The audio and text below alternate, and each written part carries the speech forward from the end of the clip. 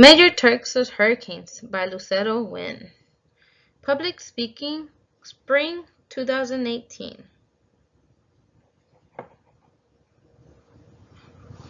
If a storm struck your home tomorrow, how many of you feel you would be able to make it out alive?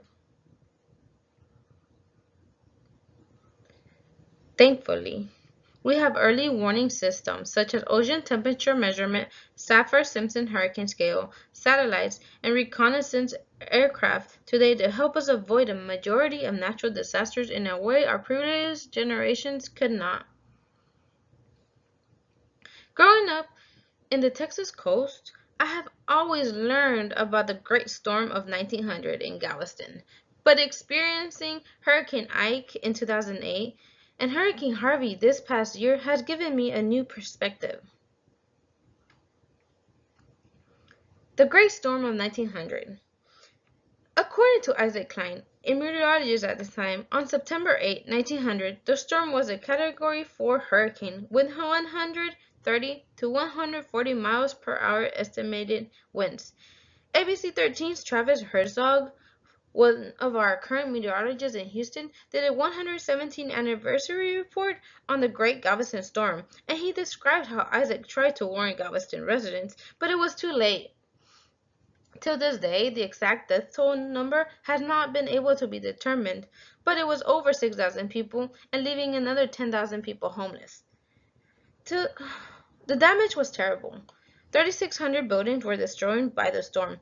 20 million estimated damage costs related to the storm. In today's dollars, that would be more than 700 million.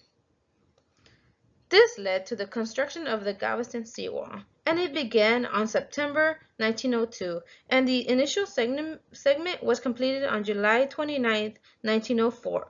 From 1904 to 1963, the seawall was extended from 3.3 miles to over 5 miles long. Hurricane Ike was the first storm I had the pleasure of being around for.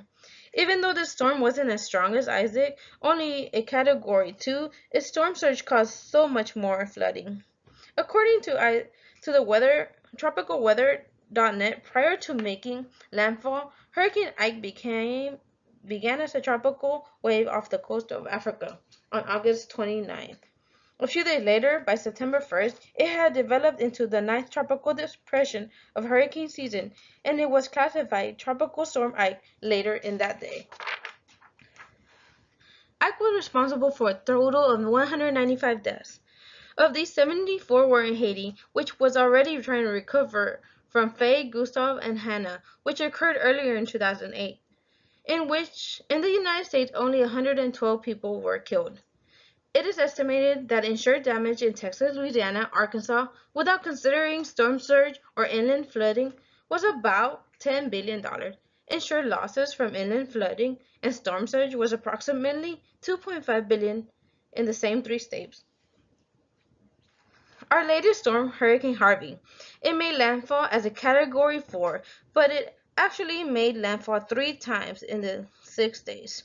Total rainfall hit 151.88 inches in Cedar Bayou on the outskirts of Houston. Kimberly Amadeo says, astonishingly enough, the death toll was 88. Flooding forced 39,000 people out of their homes and into shelters. Dallas created a mega shelter for 5,000 evacuees. Hurricane Harvey damaged 203,000 homes, of which 12,700 were destroyed. 1 million vehicles were ruined beyond repair. Estimated damages were around $180 billion. Hurricane Harvey also brought the good in people. People came together in our communities that didn't even know each other and offered each other support. This is something that showed the world communities working together, putting aside any differences, and simply focusing on saving as many lives as possible was important. Now that the worst is past, the cities are continuing to rebuild. Hurricane season keeps coming every year, from June 1st to November 30th, and if we keep learning about our history with these storms, maybe we will be ready next time. 1900 storm, Hurricane Ike, Hurricane Harvey are all storms that have changed the way we see and expect hurricanes to act. So next time you feel nice and cozy,